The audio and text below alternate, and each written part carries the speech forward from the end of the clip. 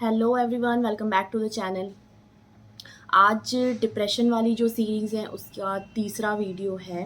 इस वीडियो में मैं कवर करूँगी कि डिप्रेशन जिसको भी है उसको आप कब मेडिकल हेल्प के लिए ले जा सकते हैं और ले जाना चाहिए और किस तरीके से उन्हें कन्विंस करना है। इस सीरीज़ की ये तीसरी वीडियो है और अच्छा होगा पहले 2 वीडियोज़ जो मैंने बनाई हुई हैं वो आप देख लें तो काफ़ी नॉलेज मिल जाएगी, जिसमें मैंने बताया है कि किस तरीके से आपको रिकॉग्नाइज़ करना है कि डिप्रेशन है किसी को या टेंशन है या वो किसी चीज़ से गो थ्रू कर रहे हैं और किस तरीके से उनकी हेल्प आप कर सकते हैं। तो वो वीडियोज़ भी ज़रूर देखें। चलिए इस वीडियो को स्टार्ट करते हैं। पहला पॉइंट है अर्लियर द बेटर। जितना जल्दी आप कन्विंस कर पाएंगे उतना ही अच्छा होता है। जितनी जल्दी हेल्प मिल पाए, मेडिकल हेल्प जितनी जल्दी मिल पाए, अर्ली स्टेज में मिल पाए, वो ज़्यादा बेटर होता है, ना कि चीज़ें वर्स्ट हो जाएं और उसके बाद फिर मेडिकल हेल्प के लिए जाया जाए। तो जितना जल्दी पॉसिबल हो आप कोशिश करें, अपने आप को पुश करें कि आप कन्विंस कर लें और एटलीस्ट पहले पहचान लें और हेल्प करने की कोशिश करें और फिर कन्विंस करते जाएं साथ में। अगर आपको लग रहा है 50-50 चीज़ें हैं, आपसे हो नहीं पा रही हैं या आपको चाहिए कि मेडिकल हेल्प लेनी चाहिए, तो जितना जल्दी हो सके आप कन्विंस करने की कोशिश करें।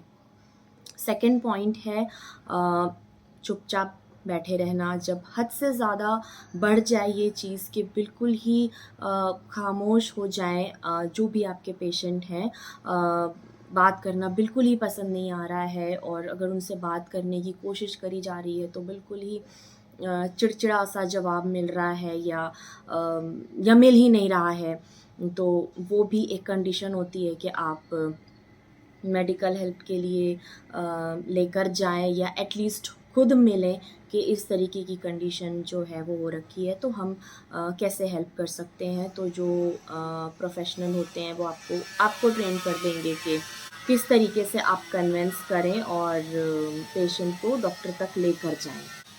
थर्ड पॉइंट है मूड चेंज। बहुत जल्दी जल्दी मूड चेंज हो रहा है, अभी बहुत खुश थे, अभी बिल्कुल ही उदास हैं या हद से ज़्यादा बातें कर रहे हैं, जो एक नॉर्मली जो आपको लगे कि ऐसा तो नहीं है ये इंसान।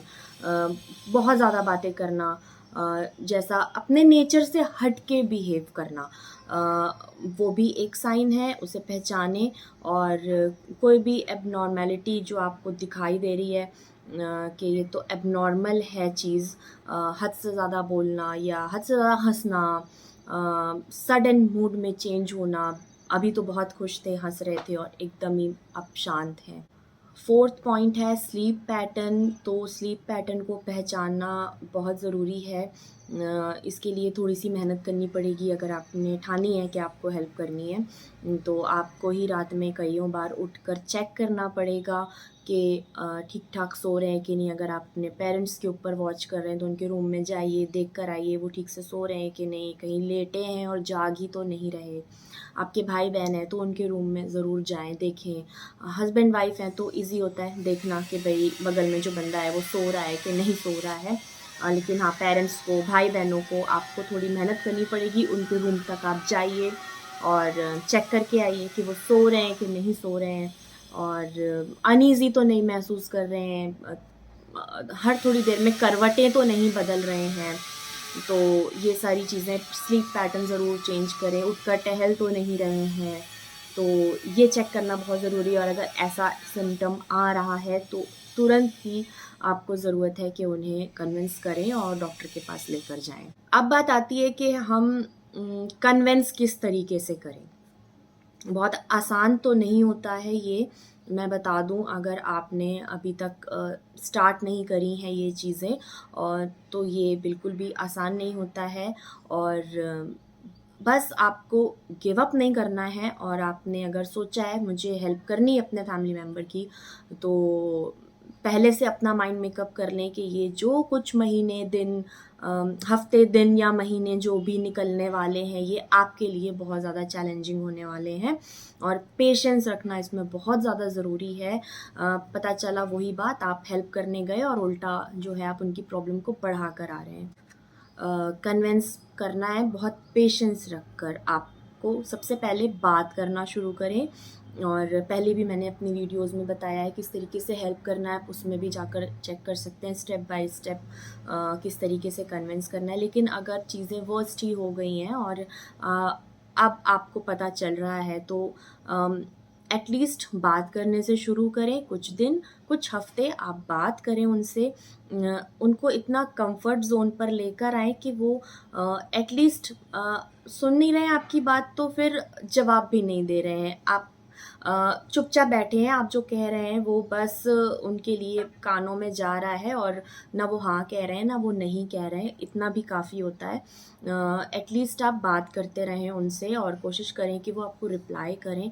फोर्स नहीं करना है, बहुत ध्यान से चीज़ें करनी है, और बात करते रहें और कन्विंस करते रहें कि वो उनके लिए, और अगर पेरेंट्स हैं तो आप उनको आसानी से कन्विंस शायद कर सकते हैं कि हमारे लिए आप करें ये चीज़। तो इस तरीके से बात कर सकते हैं। या भाई बहन हैं या हस्बैंड या वाइफ हैं, तो आप बोल सकते हैं कि भाई हमारे लिए, हमारी तसल्ली के लिए एक बार हम चलते हैं किसी प्रोफेशनल के पास, बात करते हैं। इस तरीके से बातों को शुरू करें। ये पहला स्टेप है, लेकिन ये बहुत इम्पॉर्टेंट है कि बात करना बहुत ज़रूरी होता है, और उनको एक कंफर्ट ज़ोन पर लेकर आना कि वो अपने दिल की बात आपसे बताएं। और जब वो बताएं तो कोई भी रिएक्शन आ सकता है, वो चिल्ला सकते हैं या वो रो सकते हैं। तो आपको कुछ सेंटेंसेस हैं जो आपको यूज़ नहीं करना है उस टाइम पे, कि रोने वाली क्या बात है, और निकलो इन चीज़ों से बाहर। जो इस तरीके के डीमोटिवेटेड करने वाले जो सेंटेंसेस होते हैं ना, वो बिल्कुल यूज़ नहीं करने हैं। आपको बस पेशेंस रखना है, उनकी बात सुनना। अगर रो रहे हैं उनको कुछ टाइम के लिए रोने दें, एटलीस्ट उनका दिल हल्का होगा, अपनी बात वो कह पाएंगे आपसे कि क्या एग्जैक्टली उनके मन में चल रहा है। तो आराम से बात सुने, और डीमोटिवेट करने वाले जो सेंटेंसेस होते हैं उसको बिल्कुल यूज़ ना करें। उनको नॉर्मल तरीके से आपको बताना है कि जो हम मेडिकल हेल्प लेने जा रहे हैं वो बिल्कुल ही एक नॉर्मल बात है। जैसे हम एक फ़िज़िकली जब हम किसी चीज़ के लिए बीमार होते हैं, ज़ुकाम बुखार, इन चीज़ों से हम डॉक्टर की हेल्प लेते हैं, उसी तरीके से अगर हमें इन चीज़ों से हमें ऐसी परेशानी हो रही है जो आप एक्सप्लेन नहीं कर पा रहे हैं और परेशान हैं अंदर ही अंदर, तो वो भी एक नॉर्मल चीज़ है। ये कोई बहुत बड़ी चीज़ नहीं है, और बहुत आराम से आपको ये चीज़ उनको समझानी है। अगेन पेशेंस रखना है, फ़ोर्स नहीं करना है कि आज आपने बोला चलो उठो हमें डॉक्टर के पास जाना है, मैंने तो अपॉइंटमेंट ले लिया है, और आप सोचें कि वो उठ के आपके साथ चल पड़ेंगे, तो ऐसा नहीं होगा। और आपको बहुत पेशेंस रखना है। टाइम लग सकता है इसमें, दिन, हफ्ते, महीना लग सकता है, लेकिन आपको कंटिन्यू उनको ये समझाना पड़ेगा। एक तो वो अपना जो दिल है वो खुलकर आपके आगे रखें, वो अपने आप को एक्सप्रेस कर पाएँ, आपके साथ वो एक कंफर्टेबल ज़ोन में रहें कि भाई मैं इसके सामने कुछ भी बोल सकता हूँ या सकती हूँ, और अपना दिल खोल कर रख सकता हूँ या सकती हूँ, जो भी मेरे दिमाग में चल रहा है।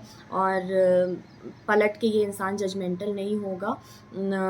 तो ये कंफर्ट ज़ोन में लेके आना है पहले तो, फिर साइड बाय साइड आपको कोशिश करते रहना है कि जिस डॉक्टर के पास हम जा रहे हैं वो एक बिल्कुल नॉर्मल चीज़ है। लोगों को लगता है कि साइकियाट्रिस्ट के पास जाना बिल्कुल ही क्या हम पागल हो चुके हैं, सबसे पहला जो दिमाग में आता है, जो पेशेंट है उसके भी दिमाग में आता है, और जो इर्द गिर्द जो लोग हैं उनको भी यही लगता है अगर कोई साइकियाट्रिस्ट के पास जा रहा है तो इसको तो फिर कोई मेंटल प्रॉब्लम है।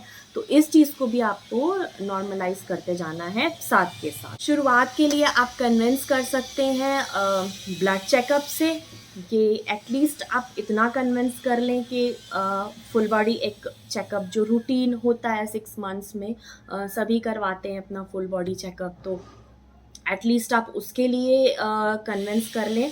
और जब ये स्टेप आप पार कर ले जाएंगे तो फिर एक होप है कि हो सकता है वो आगे आपकी बात सुने, क्योंकि जब टेस्ट की रिपोर्ट्स आएंगी तो नॉर्मली चीज़ें जो हैं वो बॉडी में बिगड़ी हुई होती ही हैं, जिनकी वजह से ये सब कुछ हो रहा होता है।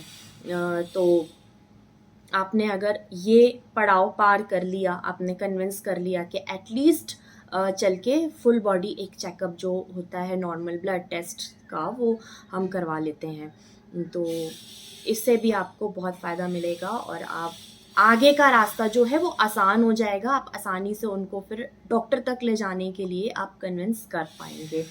तो इन सारे ही प्रोसेस में आपको बहुत ज़्यादा पेशेंस रखना है और बिल्कुल भी डीमोटिवेट करने वाली बात आपको नहीं बोलनी है।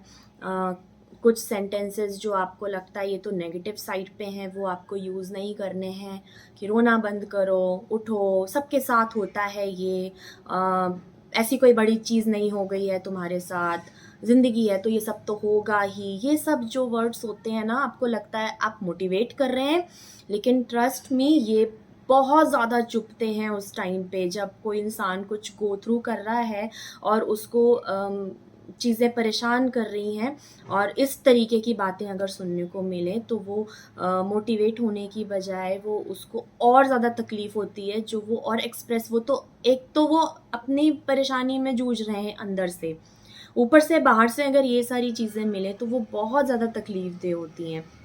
तो एटलीस्ट ये सारे वर्ड्स बोलकर आप उनकी तकलीफ़ को ना बढ़ाएं, खुद डॉक्टर बिल्कुल ना बने, और बस आपकी मेहनत इतनी होनी चाहिए कि आप उनको और परेशान ना करें और उनको कन्विंस करके आपको डॉक्टर तक लेके जाना है। ये नहीं कि हम खुद ही डॉक्टर बन गए कि ये सब कुछ नहीं होता है, कुछ नहीं होता है तो फिर इन चीज़ों के डॉक्टर ही नहीं होते ना। तो ऐसा बिल्कुल ना करें और कोशिश करें कि आप किसी को और ज़्यादा परेशान ना कर दें।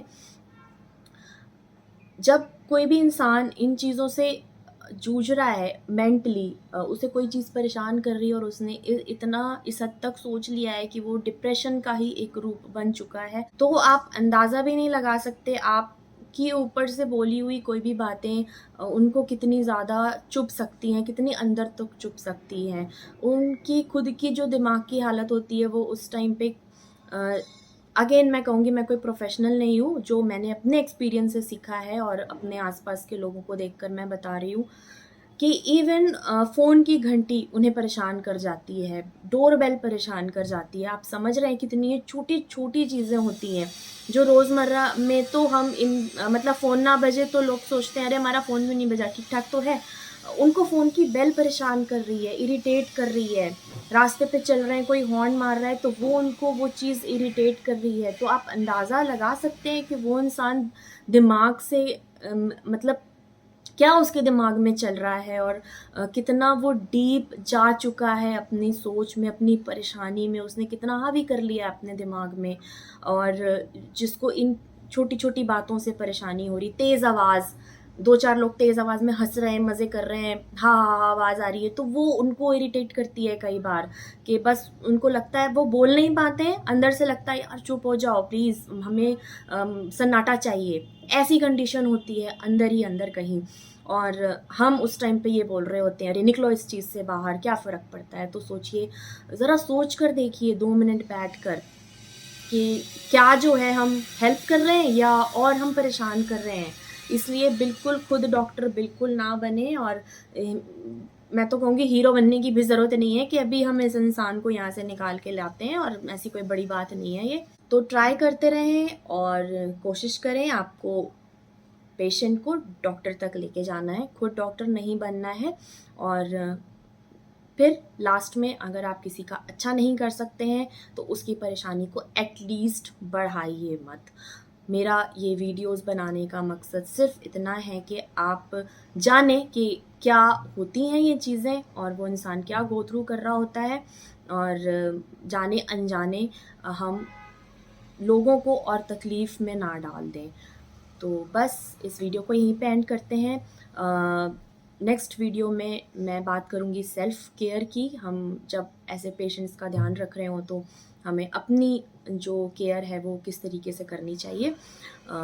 तो अगली बार फिर मिलेंगे नेक्स्ट वीडियो के साथ। तब तक के लिए bye bye and take care.